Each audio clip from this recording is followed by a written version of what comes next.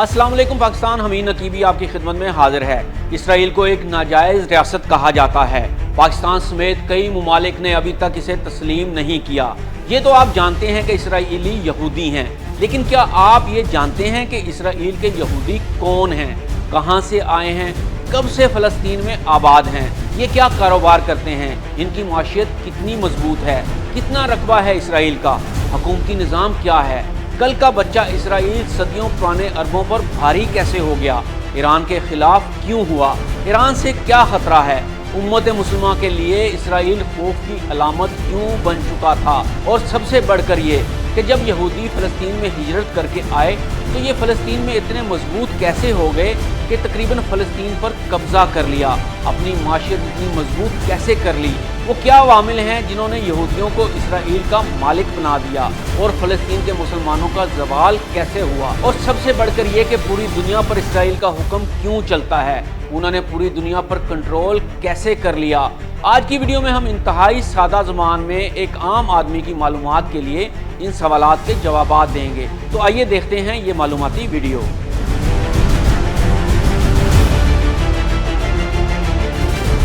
सबसे पहले बात करते हैं कि इसराइल के यहूदी कौन हैं।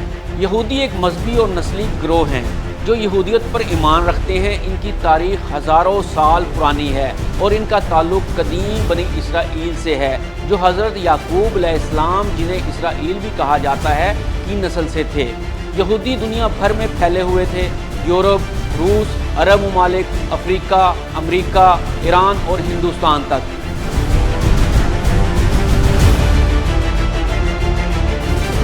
तो अब बात करते हैं कि ये कहाँ से आए और कब से फ़लस्तीन में आबाद हैं। 1948 से पहले फ़लस्तीन में सिर्फ चंद हज़ार यहूदी थे, वो भी मुकामी अरब यहूदी, जो फ़लस्तीनियों के साथ सदियों से रह रहे थे।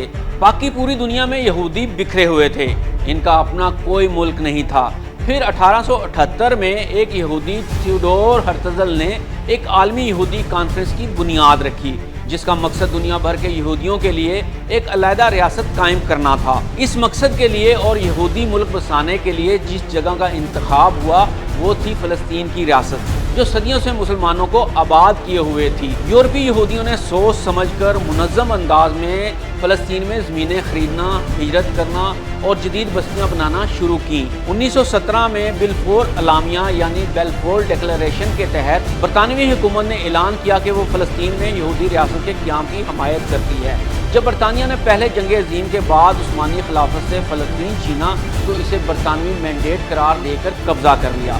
बरतानिया ने यहूदियों को महफूज रास्ते, कानूनी तहफ़्फ़ुज़ और ज़मीन खरीदने के मौक़े दिए, जबकि अरबों को महदूद कर दिया गया। यूरोप और अमेरिका के यहूदी बैंकारों ने माली सरमाया फराहम किया ताकि इसराइल की बुनियाद रखी जा सके। रोथशाइल्ड ख़ानदान जैसे ताकतवर यहूदी फाइनेंस फैमिलीज़ ने इसराइली बस्तियों में ज़बरदस्त सरमायाकारी की।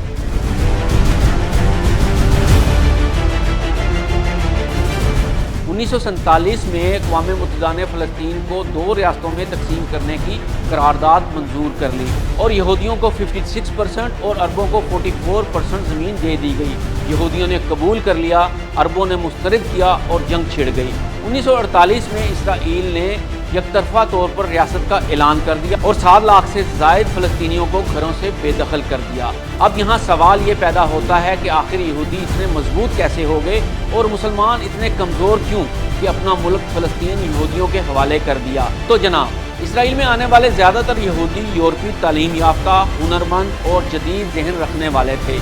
उन्होंने आते ही अस्पताल, यूनिवर्सिटियाँ, रिसर्च सेंटर और जदीद खेत बनाए, जबकि फ़लस्तीनी मुसलमानों को तालीम और तरक्की से दानिस्ता तौर पर दूर रखा गया। यहूदियों को धड़ाधड़ बैरूनी फंडिंग हो रही थी। फ़लस्तीन के मुसलमान बहुत बदहाली का शिकार थे, इसलिए यहूदियों ने इनसे धड़ाधड़ ज़मीनें खरीदना शुरू कर दी।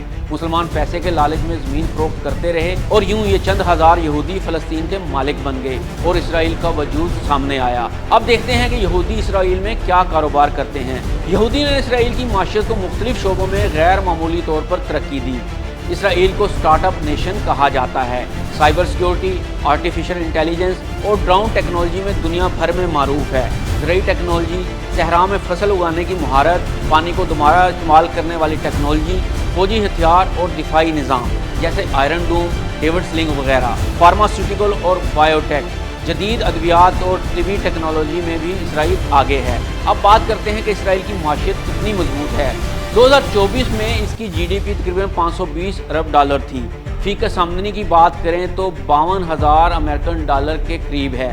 अगर बरामदात की बात की जाए तो हाई टेक्नोलॉजी, सॉफ्टवेयर, फौजी हथियार, ज़राअत और हीरा पॉलिशिंग। इसराइल को अमेरिका से सालाना 3.8 अरब डॉलर से ज़ायद की फौजी इमदाद भी मिलती है।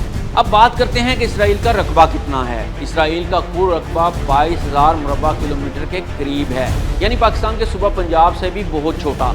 इसराइल का दारुल हुकूमत यरूशलेम को करार दिया जाता है, लेकिन बेशतर ममालिक तल अबीब को तस्लीम करते हैं। फ़लस्तीनी इलाकों गज़ा, वेस्ट बैंक पर जुज़वी या मुकम्मल कंट्रोल इसराइल का है।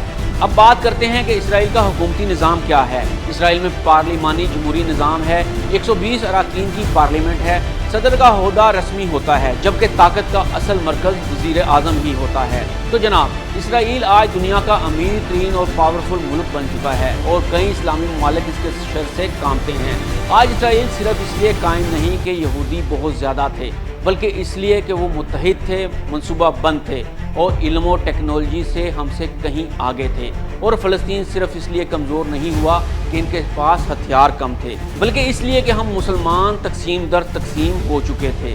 हमने इल्म छोड़ दिया, सोचना छोड़ दिया, साइंस और तरक्की से मुंह मोड़ लिया और आज भी हम वहीं खड़े हैं। जब इसराइल के क़याम की मनसूबाबंदी हो रही थी, हमने तारीख़ से कोई सबक नहीं सीखा।